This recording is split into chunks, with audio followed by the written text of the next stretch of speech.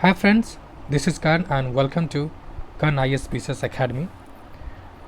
Patna high court assistant का जो practice set एरुटेरियास हम लोग देख रहे हैं उसका सेट नंबर 11 आज हम लोग देखेंगे। उससे पहले 1 to 10 सेट अपलोड किया जा चुका है। सॉल्यूशन एंड क्वेश्चन दोनों टेलीग्राम ग्रुप में शेयर किया जा चुका है। इसका पीडीएफ आपको डिस्क्रिप्शन बॉक्स में लिंक मिल जाएगा पीडीएफ का, वहाँ से आप प्राप्त कर सकते हैं। तो चलिए स्टार्ट करते हैं। बिग बैंग घटना कितने वर्ष पूर्व हुआ है? तो बिग बैंग जो घटना हुआ है 13.7 अरब पूर्व। कितना? 13.7 अरब पूर्व। ये किसने ये थ्योरी बिग बैंग थ्योरी दिया किसने? तो जॉर्ज लेवेंटर 1927 में 1927 में ये थ्योरी दिया था। एक्चुअली हुआ ये था, इनका कहना ये था कि 13.7 अरब वर्ष पूर्व एक ही जगह मतलब कॉन्साइज बे में एक बहुत बड़ा पिंड था जिसमें धीरे धीरे आयतन का अति सूक्ष्म तापमान एवं जो उसका घनत्व था बहुत ज़्यादा था और इसमें विस्फोट हुआ। विस्फोट होने से क्या हुआ कि बहुत चीज़ें धीरे धीरे इधर से निकलते गया और बहुत सारा गैस या फिर प्लैनेट ये सब का क्या हुआ फॉर्मेशन हुआ। इसी को क्या कहते हैं? बिग बैंग थ्योरी या महाविस्फोट थ्योरी। नेक्स्ट, हालांकि बिग बैंग से रिलेटेड कई थ्योरियाँ हैं लेकिन सर्वमान्य यही है जॉर्ज लेवेंटर का ही। नेक्स्ट, निम्नलिखित में से कौन सी नदी ज्वार नदमुख का निर्माण करती है? अब क्या कह रहा है? ज्वार नदमुख। तो कौन सी नदी निर्माण करती है? तो नर्मदा। इसका मतलब क्या हुआ? आप सिंपल से ऐसे समझ लीजिए, कोई समुद्र है, मान लीजिए जैसे इंडिया है, इंडिया का ये सी इलाका है और इधर भी बे ऑफ बंगाल है। तो जो नदी जब समुद्र के पास आती है तो क्या होता है कि जो समुद्र का पानी यानी टाइड है उसके वजह से ये सीधे समुद्र के पानी में मिल जाता है। तो इसके वजह से क्या होता है कि वहाँ पर जो भी अवशेष मटेरियल है जो नदी के साथ आता है वो रुक नहीं पाता है। इसी को कहते हैं ज्वार नदमुख। और इधर जो बंगाल साइड है यहाँ पे रुक जाता है तो इसको क्या कहते हैं? डेल्टा। अब सवाल है कौन नदी है? नर्मदा। नर्मदा ही नहीं बल्कि कई नदियाँ हैं जो बे ऑफ बंगाल के साइड इधर हिंद महासागर या फिर बंगाल के अलावे जो जिस साइड गिरता है उसमें ये बनाता है। जैसे एक तो आप ये याद किए, ये जो इलाका है नर्मदा ऊपर, उसके नीचे तापी, उसके अलावा फिर इधर ज्वारी नदी है, गंगावेली है। इस तरह से कई नदियां हैं जो इस साइड प्रवाह होती है, ये जैसे खंबात की खाड़ी हो। तो इस तरह की नदियां जो है वो ज्वार नदमुख का निर्माण करती है। और जो बंगाल के साइड गिरती है वो क्या करती है? वो डेल्टा बनाता है। जैसे महानदी जो दक्षिण भारत का सबसे बड़ा नदी है, प्रायद्वीपीय भारत का, इसकी लंबाई कितना? 1465 किलोमीटर और ये बंगाल की खाड़ी में जाके गिरती है। चंबल नदी ये राजस्थान के आसपास है, मध्य प्रदेश राजस्थान इधर कवर करता है। महानदी छत्तीसगढ़ इधर, उड़ीसा इधर। नेक्स्ट, बिहार राज्य के कुल कितने जिले पश्चिम बंगाल के साथ सीमा साझा करता है? कितने जिला है? 3 जिला। आप सिंपल इसको याद कैसे कर सकते हैं? तो बिहार का मैप बनाए कीजिए और मैप से ही पढ़ने की कोशिश किया कीजिए। इस तरह से बनाए, एक गंगा नदी को बीच में क्रॉस करा दिए यहाँ से। ये जो है किशनगंज, पूर्णिया एवं कटिहार, ये 3 जिला है। किशनगंज, पूर्णिया, कटिहार ये इसी साइड है। ये क्या करता है? तो वेस्ट बंगाल से क्या करता है? पश्चिम बंगाल से टच करता है। नीचे झारखंड है, इधर यूपी है और इधर नेपाल है। तो हम लोग देखते हैं कौन कौन जिला किस से टच करता है।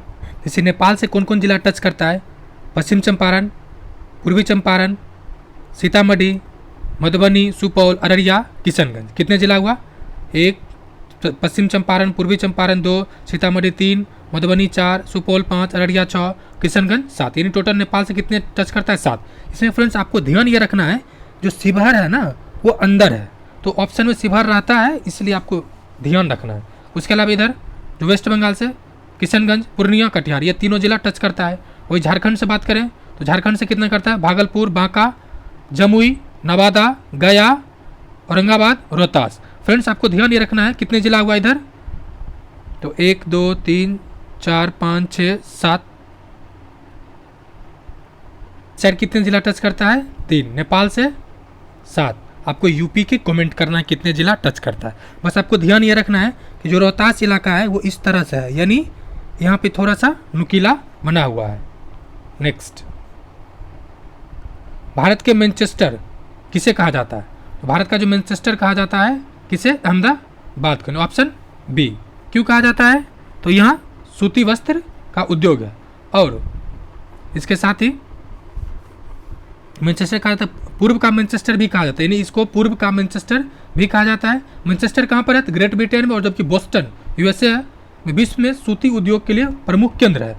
कोयम्बटूर, यानी जो कोयम्बटूर है, ऑप्शन डी, इसको दक्षिण भारत का मैनचेस्टर कहा जाता है।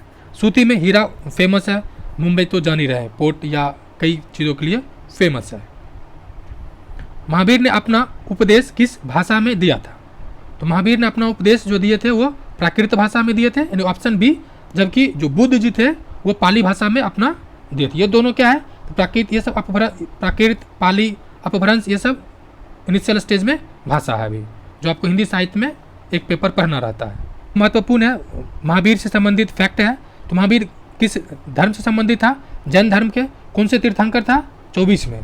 तीर्थंकर मतलब व्यक्ति जो 24वें नंबर का था। इसका जन्म कहाँ हुआ था? तो कुंडग्राम है कहाँ? वैशाली में। कब हुआ था? 599 BC में। और मृत्यु कब हुआ? 547 यानी 27 BC में। कहाँ हुआ था? पावापुरी, जो है कहाँ पे? राजगिरी। इसके अच्छा, जैन धर्म में जो सबसे कंफ्यूजिंग पॉइंट होता है उसका मतलब क्या होता है? जो त्रिरत्न है इसमें कौन कौन रहता है? ये काफ़ी कंफ्यूजिंग रहता है। तो सम्यक धारण, सम्यक ज्ञान और सम्यक चरित्र, यानी ज्ञान, अगर ज्ञान है तो चरित्रवान है, याद करने के लिए। अब बाकी आप चरित्रवान हैं, फिर चरित्र, उसके बाद धारण। ये 3 पॉइंट है जो मोक्ष प्राप्त करने का तरीका। मोक्ष मतलब केवल, यानी संपूर्ण ज्ञान। नेक्स्ट, द्वितीय बौद्ध संगीति किसके शासनकाल में आयोजित की गई थी? द्वितीय किसके शासनकाल में किया गया था? काला शोक के समय में। किसके शासनकाल में? काला शोक के समय में। कब किया गया था? 383 BC में, ईसा पूर्व में। और नेक्स्ट, जो प्रथम हुआ था किसके समय में? तो प्रथम हुआ था अजातशत्रु के समय में। दूसरा कालाशोक, तीसरा अशोक के समय में, चौथा कनिष्क के समय में। कहाँ हुआ था? अशोक हुआ था पाटलिपुत्रा में, इसका हुआ था राजगिरी में। नेक्स्ट, और ये जो द्वितीय हुआ था इसका अध्यक्षता किसने किया था? शबा कामी ने। नेक्स्ट जो है, अस्थाई बंदोबस्ती व्यवस्था किस वर्ष लागू की गई थी? जो लागू किया गया था 1793 में। किसने लागू किया? तो कर्नवालिस का कालखंड है 1785 से 93। शुरू में आया था 10 वर्षीय सेटलमेंट था, शुरू में 10 वर्ष था, बाद में इसको परमानेंट कर दिया। कौन? कर्नवालिस जो सिविल सेवा के क्षेत्र में काफ़ी योगदान दिया था, इसलिए उसे भारतीय सिविल सेवा के जनक भी कहा जाता है। नेक्स्ट, जो महलबारी व्यवस्था था वो मुनरो से संबंधित था, और रेतवारी व्यवस्था जो था वो मैकेंजी से संबंधित था। आपको कमेंट करके बताना है, दोनों को क्लियर करके। सार्वजनिक समाज की स्थापना किनके द्वारा किया गया था?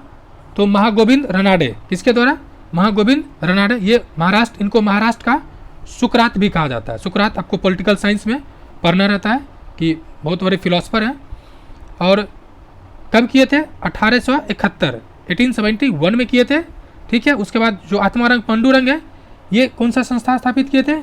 ये प्रार्थना समाज 1867 में। हल्के गोविंद जी, महात्मा गोविंद रानडे भी उसका सदस्य थे। और ये किससे प्रेरित थे? तो राजा राम मोहन राय से। नेक्स्ट, गांधी जी। तो गांधी जी के बारे में कुछ कहने नहीं है। Gopal Krishna Gokhale servant of Indian society की स्थापना किए थे, और ये गांधी जी के गुरुजी थे, और इनके गुरुजी रानडे साहब थे। और जो ये जो है यानी महादेव रानडे जी, इनको पश्चिम भारत में सांस्कृतिक पुनर्जागरण का अग्रदूत कहा जाता है। जबकि आधुनिक भारत का पिता या फिर भारतीय अग्रदूत सब किसे कहा जाता है? राजा राम मोहन राय को। इनका आत्मीय सभा और तत्वबोधिनी सभा काफ़ी फेमस है। महमूद गजनबी सोमनाथ मंदिर पर कब आक्रमण किया था? तो सोमनाथ मंदिर पर आक्रमण किया था 1025 में। कितने बार आक्रमण किया? कुल 17 बार। ये मंदिर है कहाँ पे? गुजरात में। नेक्स्ट, अजमेर में 2.5 दिन का झोपड़ा मस्जिद का निर्माण किसने करवाया? तो ऑप्शन बी कुतुबुद्दीन ऐबक। कुतुबुद्दीन ऐबक ये मतलब गुलामों का गुलाम था, मतलब ठीक है, और ये अपना शासन कहाँ से करता था? तो लाहौर से करता था। कहाँ से? तो लाहौर से 1206 से 10 तक शासन किया, और ये कहाँ से था? लाहौर से शासन किया। उसके अलावा ये लाखों का दान देता था, इसलिए उसके लिए भी फेमस था। उसके अलावा ये कुछ और काम किए थे, जैसे कि दिल्ली में कुव्वत उल इस्लाम मस्जिद का निर्माण करवाया, और उसी ने कुतुबुद्दीन बख्तियार काकी के सम्मान में कुतुब मीनार का भी निर्माण करवाया। हालांकि कुतुब मीनार के निर्माण में अन्य जैसे फिरोज शाह तुगलक ने भी मदद किया था उसके चौथे और पांचवें तल्ले को बनाने में। बचा इल्तुतमिश, ये पहला ऐसा शासक था जिसको खिल्लत प्राप्त हुआ था खलीफा से। किससे? तुर्की के खलीफा से। खिल्लत मतलब क्या होता है? ये टर्म पूछा गया है शायद यूपीएससी या बीपीएससी में। खिल्लत मतलब होता है कि जिसको वैधानिक स्वीकृति, यानी उस राजा को, उस शासक को जो मुस्लिम खलीफा था, यानी खलीफा मुस्लिम धर्म का सबसे बड़े अनुयायी था, वो उसको वैधानिक स्वीकृति दिया शासन करने का। इसके अलावा इसने सिक्का भी चलाया था 2 टाका और जीतल का। उसके अलावा दले चालीसा का गठन किया था। उसके अलावा इक्ता प्रणाली, ये बहुत बार पूछता है, इक्ता प्रणाली किसने शुरू किया? तो ई से इल्तुतमिश और ई से इक्ता किसने किया? इल्तुतमिश ने। फिरोज शाह तुगलक, दासों का बहुत बड़ा शौक था, नहरों का जाल बुनवाया था, दान खैरात यानी खैरात अस्पताल स्थापना करवाया था। इस तरह से कई चीजें ने किया था। यूके सिन्हा समिति निम्न में से किससे संबंधित है?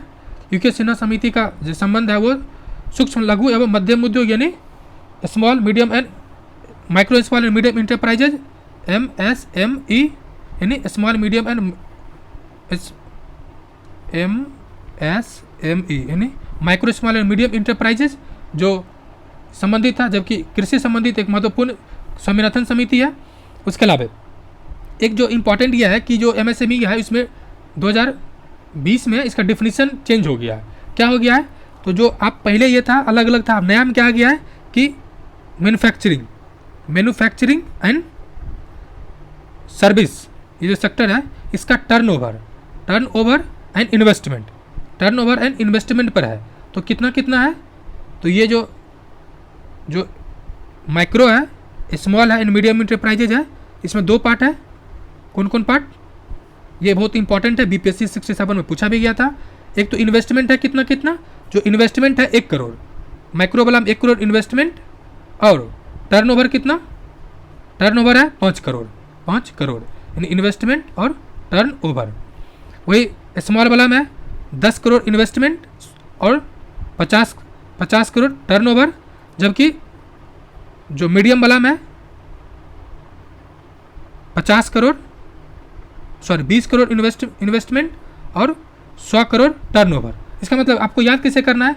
एक डेटा को याद कर लीजिए, 1 10 20 और इसमें 5 से गुना कर दीजिए, यही आपका टर्नओवर आ जाएगा। यानी 5 करोड़ तो 5 गुना 10 तो 50 करोड़ है, तो 10 गुना 20 है तो 100 गुना 20 गुना 5 यानी 100 करोड़। इस तरह से आपको याद कर लेना है, ये पूछा जा सकता है। नेक्स्ट है कागजी मुद्रा या कृत्रिम मुद्रा, आर्टिफिशियल मनी क्या है? तो विशेष अधिग्रहण अधिकार यानी स्पेशल ड्रॉइंग राइट्स SDR। ये किसका मुद्रा है? एक्चुअली में मुद्रा नहीं, एक तरह से गारंटी है। किसका? IMF का, इंटरनेशनल मॉनिटरिंग फंड का। ठीक है, इसका ये मुद्रा है। और ये है क्या? तो जैसे IMF का गठन हो रहा था तो बहुत सारे नहीं, जो इसका मेंबर है कुछ न कुछ कंट्रीब्यूशन किया, कंट्रीब्यूशन किया, और उस उतना वैल्यू का वो लोन आसानी से वहाँ से ले सकता है। इसी तरह से ये है। IMF ये मुद्रा लाया कब SDR? तो 1969।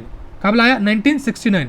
और जिसका टैक्स मतलब इसका वैल्यू रहता है, SDR रहता है जिस देश का, उतना उसको वोटिंग का अधिकार भी मिलता है, उस तरह से लोन भी मिलता है। निम्न में से कौन लोकसभा एवं राज्यसभा की संयुक्त बैठक बुला सकता है? तो बुला कौन सकता है? राष्ट्रपति। किस अनुच्छेद के तहत? 108। ठीक है, 108 के तहत ये बुला सकता है। इंपॉर्टेंट इसमें क्या है? लेकिन ओनली और सिंपल और यानी साधारण विधेयक, केवल साधारण विधेयक के केस में क्या कर सकता है कि संयुक्त बैठक बुला सकता है। कोई विशेष जैसे संविधान संशोधन इस तरह के विधेयक के लिए नहीं बुला सकता है। कौन बुला सकता है? राष्ट्रपति। और इसकी अध्यक्षता कौन करता है? इसकी अध्यक्षता करता है लोकसभा अध्यक्ष, अनुच्छेद 118 के तहत। कौन करता है? लोकसभा के अध्यक्ष। केवल साधारण विधेयक। नेक्स्ट है भारतीय संविधान के अनुच्छेद, किस अनुच्छेद के अंतर्गत महान्यायवादी की नियुक्ति करता है? Attorney general. जो भारत का सबसे बड़ा विधि अधिकारी होता है, कौन? अनुच्छेद 76 के तहत। अनुच्छेद 148 का संबंध किससे है? तो कैग से है, यानी लेखा महानिदेशक परीक्षक से है। वही बात की जाए अनुच्छेद 152 का संबंध किससे है? सॉरी 142 का। तो ये जो विवेकाधीन शक्ति है किसका? सुप्रीम कोर्ट का, उसके तहत इसका यूज किया जाता है। नेक्स्ट, लोकसभा में केंद्र शासित क्षेत्रों का सर्वाधिक प्रतिनिधित्व हो सकता है, यानी कितना पॉसिबल है? जो पॉसिबल है वो मैक्सिमम 20 हो सकता है, क्योंकि लोकसभा में पूछ रहा है मैक्सिमम कितना पॉसिबल है, तो 552। कितना पॉसिबल है? 552। वर्तमान में कितना है? 543। कितना है? 43। और जो 2 एंग्लो इंडियन था उसको अब इसको मान्यता खत्म कर दिया गया, अब इसकी नियुक्ति नहीं की जाएगी। नेक्स्ट, हल्के जैसे राज्य से जब लोकसभा में टोटल 552 हो सकता है, तो राज्य से कितना हो सकता है? तो किसी भी राज्य से 530, मैक्सिमम 530 हो सकता है। और 20 केंद्र शासित प्रदेश, जबकि 2 एंग्लो इंडियन था जिसकी नियुक्ति का प्रावधान खत्म हो गया है। उसके अलावा जो किस केंद्र शासित प्रदेश में मैक्सिमम लोकसभा की सीट है? तो 7 है। कहाँ पे? दिल्ली में, सॉरी मैक्सिमम नहीं, दिल्ली में कितना है? 7 है। 7 के साथ बीजेपी के पास है। ताप बढ़ने से द्रवों की श्यानता क्या होगा? तो पहले श्यानता होता क्या, इसको समझ लीजिए एकदम साधारण भाषा में। तो सबसे पहले अभी जस्ट आप लोग ने अभी घी देख रहा होगा अपने घर में, घी या नारियल तेल, घी या नारियल तेल। तो घी क्या है ना, जैसे ठंडा होगा तो घी जम गया होगा, घी जमा होगा और नारियल तेल भी जमा होगा। लेकिन जैसे जैसे गर्मी बढ़ रहा है, सब नारियल का तेल क्या हो रहा है? पिघल जा रहा है। तो उसी तरह से मान लीजिए श्यान जो है चिपचिपा वस्तु है कोई भी, ठीक है, वो चिपचिपा है। जैसे उसमें टेम्परेचर बढ़ेगा तो वो क्या हो जाएगा? पिघल जाएगा। तो जैसे पिघलेगा तो श्यानता कम हो जाएगा। यानी ऑप्शन ए याद करने के लिए घी या नारियल तेल को याद कर सकते हैं, क्योंकि ये प्रैक्टिकली दिखता है। कह रहा है कि श्यानता द्रवों एवं गैसों में श्यानता का गुण पाया जाता है। किसमें पाया जाता है? गैस एंड लिक्विड में श्यानता गुण पाया जाता है। द्रवों की श्यानता ने लिक्विड का अगर श्यानता की बात करें तो लिक्विड में क्या होता है? टेम्परेचर बढ़ेगा तो ये क्या हो जाएगा? घट जाएगा। जबकि गैस में क्या हो जाएगा? बढ़ जाएगा। यानी गैस में श्यानता बढ़ जाता है टेम्परेचर बढ़ने से, क्योंकि गैस का मॉलिक्यूल्स स्पीड होकर नज़दीक होने लगता है। लिक्विड क्या होता है? ये एक्सपेंड करने लगता है, पिघलने लगता है। जबकि गैस का जो मॉलिक्यूल्स होता है, जैसे ही टेम्परेचर बढ़ा इसका मूवमेंट स्पीड हो जाता है। नेक्स्ट, कार्नेलाइट किस धातु का अयस्क है?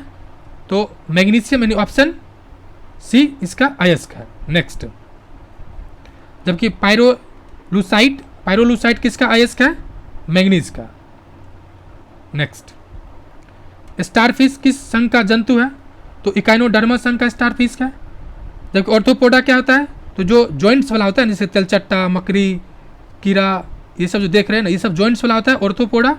मोलस्का क्या होता है? तो जो आप ये क्या कहते हैं, मोलस्का में घोंगा, सीप, ऑक्टोपस, ये सब मोलस्का के अंतर्गत आता है। सिलेंट्रेटा की बात की जाए तो इसमें भी आता है, जैसे हाइड्रा। कौन आता है? हाइड्रा, इसके कुल के अंतर्गत आता है। जबकि नेक्स्ट टॉपिक को देखें, नेक्स्ट क्वेश्चन क्या है? निम्न में से कौन सबसे बड़ा कोशिकांग है? कोशिकांग कौन है सबसे बड़ा? न्यूक्लियस। सबसे छोटा राइबोसोम। क्लोरोप्लास्ट, क्लोरोफिल एंड निकोप्लास्ट, ये सब प्लांट में रहता है। और mitochondria power house the cell होता है। माइटोकॉन्ड्रिया डीएनए में भी होता है एंड आरएनए में भी होता है। ये बात ध्यान रहे, क्योंकि बीपीएससी 68 में ये क्वेश्चन पूछा गया है। मस्तिष्क का कौन सा भाग शरीर का तापमान नियंत्रित करता है? तो कौन सा नियंत्रित करता है? तापमान, यानी हाइपोथैलेमस। आपको याद क्या रखना है कि जब हाइपोथैलेमस हाई हो, टेम्परेचर हाई हो रहा है, तो इसको नियंत्रण कौन कर रहा है? हाइपोथैलेमस, है ना। हाइपर हो जाना मतलब ट्रिक क्या लगाना? हाइपर होना मतलब हाइपोथैलेमस, ठीक है। सेरिबेलम जो इनवॉलंटरी एक्शन है, सॉरी वॉलंटरी एक्शन है, उसको नियंत्रित करता है, या छींक आना, उल्टी आना, या इसमें सूखा। हाइपोथैलेमस में जैसे प्यास लगना, जैसे होता है टेम्परेचर बढ़ गया बॉडी का, प्यास लगेगा, भूख लगेगा, इस तरह चीज़ें भी इससे कंट्रोल होता है। ऊर्जा पिरामिड कैसा होता है? ऊर्जा पिरामिड हमेशा सीधा होता है। कैसा होता है? हमेशा सीधा होता है। ये सिद्धांत किसने दिया था? ये जो सिद्धांत है ऊर्जा पिरामिड वाला, ये लिंडनमैन एक व्यक्ति है, उन्होंने दिया था। लिंडनमैन यह बोला ऊर्जा हमेशा पिरामिड उसका सीधा होता है। जैसे आपको एक सिंपल बता देते, याद नहीं रहना, जैसे ये मानिए ट्रेंगल है, ये ऊर्जा पिरामिड है। सीधा है, ऊपर से नीचे जा रहा है। अब देखिए इसका जो फूड लेवल है, ठीक है, ऑर्गेनिज्म का, जैसे कि मानिए first level, second level, third level और ये फोर्थ लेवल, ठीक है। ये कहता है लिंडरमैन, क्या कहता है कि प्रत्येक स्तर पे जितना ऊर्जा है उसका 10% ही नेक्स्ट कैरी फॉरवर्ड होता है, आगे 10% ही जाता है। यानी इसमें 100 है, इसमें उसका 10% यानी 10 जाएगा, इसका 10% यानी 1 जाएगा और इसका 10% यानी 0.01 जाएगा, ठीक है। यही कहता है कि ऊर्जा पिरामिड हमेशा सीधा बनता है और एक मतलब एक स्टेज से दूसरे स्टेज में केवल और केवल 10% ही कैरी फॉरवर्ड होता है। कि भारत के 28वां 28 महालेखा नियंत्रक कौन है? तो 28 नंबर के जो महालेखा नियंत्रक हैं SS दुबे, ये मार्च 2023 में इनका नियुक्ति हुआ है। और इम्पॉर्टेंट यही है इसमें कि आपको याद कर लेना है, क्षेत्रीय भाषा में अपने निर्णय प्रकाशित करने वाला भारत का पहला उच्च न्यायालय कौन बना? तो केरल उच्च न्यायालय है। ऐसे याद आपको कैसे करना है? जो केरल का आदमी लिटरेसी रेट कहाँ, लिटरेसी रेट केरल में मैक्सिमम है, चूँकि मैक्सिमम है वहाँ पढ़े लिखा आदमी ज़्यादा है, तो इसलिए हर भाषा में निर्णय उपलब्ध कराया जा रहा है। हर किस में? हर भाषा में, क्षेत्रीय भाषा में। इस तरह से चीज़ याद कर लेना है। उसके अलावा संविधान साक्षर जिला भी केरल है, केरल का कोल्लम जिला है। उसके अलावा कई चीज़ें हैं जो केरल से इंपॉर्टेंट है, जिसको आप करेंट अफेयर SPD एंड एडिटोरिया के सीरीज में जाके देख सकते हैं, जिसका प्लेलिस्ट बना हुआ है।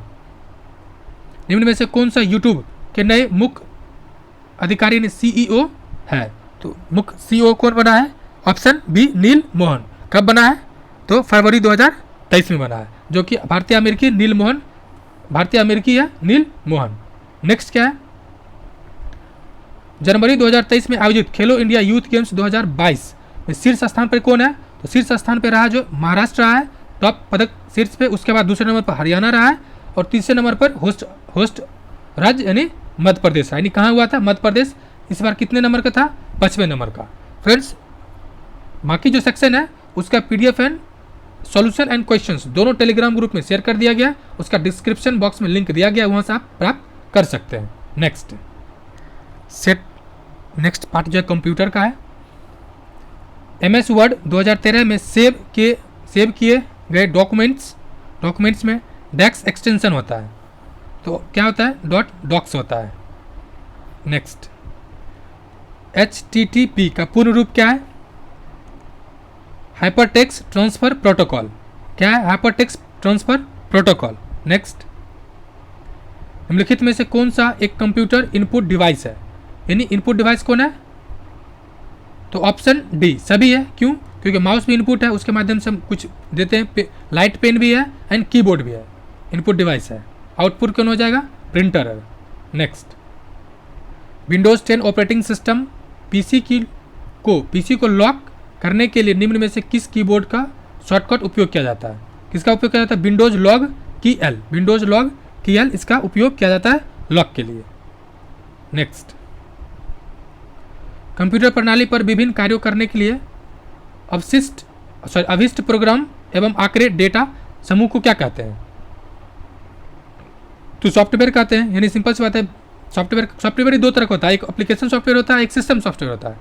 जो एप्लीकेशन सॉफ्टवेयर होता है, जैसे मैं अभी वीडियो बना रहा हूँ तो एप्लीकेशन डाउनलोड करके, वही सिस्टम सॉफ्टवेयर में क्या है? जैसे मोबाइल में यूट्यूब आप देख रहे हैं, यूट्यूब क्या है ना? सिस्टम सॉफ्टवेयर है, मतलब मोबाइल में इनबिल्ट है, आप उसको क्या कर सकते हैं? बदल नहीं सकते, इसको डिलीट भी नहीं कर सकते हैं। इस तरह से हो गया। सॉफ्टवेयर के माध्यम से होता क्या है? तो सॉफ्टवेयर क्या है ना कि जो हार्डवेयर है, ठीक है, हार्डवेयर को कार्य करने के लिए क्या करता है? निर्देश करता है।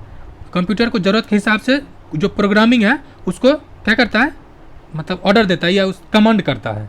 नेक्स्ट, कीबोर्ड की सबसे लॉन्गेस्ट की कौन सी है?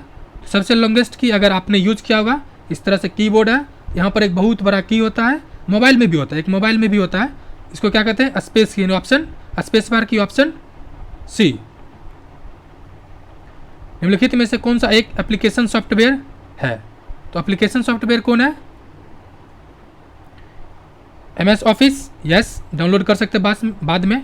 MS वर्ड प्रोसेसर, यस, ये भी है। नेक्स्ट, गूगल मीट, यस, इसको भी बाद में डाउनलोड किया जाता है। यानी उपरोक्त सभी क्या है? एप्लीकेशन सॉफ्टवेयर है। नेक्स्ट, डेस्कटॉप पर एक छोटी सी ब्लिंकिंग आइकॉन एरो यानी ब्लिंकिंग आइकॉन एन एरो को कहा जाता है, क्या कहा जाता है? कर्सर, यानी जो इस तरह से रहता है कर्सर, क्या कहा जाता है? कर्सर। सिंबल है छोटा ब्लिंकिंग आइकॉन है जो डेस्कटॉप पे दिखता है आपको। निम्नलिखित में से कौन सा मैग्नेटिक स्टोरेज डिवाइस का उदाहरण है? तो इनमें से कौन सा है? मैग्नेटिक टैप है, फ्लॉपी डिस्क भी मैग्नेट रहता है, और हार्ड डिस्क ड्राइव भी, यानी ऑप्शन डी सभी इसमें से होगा। फ्रेंड्स, आपने अगर अभी तक चैनल को सब्सक्राइब नहीं किया तो प्लीज़ सब्सक्राइब कर लें, और Edutoria current affairs and SPD current affairs दोनों प्लेलिस्ट में दिया गया है, आप वहाँ से देख सकते हैं। और दरोगा से भी आप अगर जुड़े रहना चाहते हैं दरोगा क्लास या टेस्ट के लिए, तो भी चैनल को सब्सक्राइब कर सकते हैं। लास्ट क्वेश्चन, 4 बिट्स के समूह को क्या कहा जाता है? 4 बिट्स के समूह को क्या कहा जाता है? निब्बल। यानी आप ऐसे समझ सकते हैं, बीट सबसे छोटा है, एक मतलब निवाला जैसे होता है ना, खाने के लिए एक निवाला लिए, एक निवाला लिए तो उसको कितना बार चबाएं? 4 बार। 4 बार उसको क्या किए? 4 बाइट, यानी 4 बार चबाए, यानी एक बीट एक निवाला में 4 बार। ठीक है फ्रेंड्स, शुक्रिया वीडियो देखने के लिए, और चैनल को सब्सक्राइब करें, लाइक करें, शेयर करें। शुक्रिया।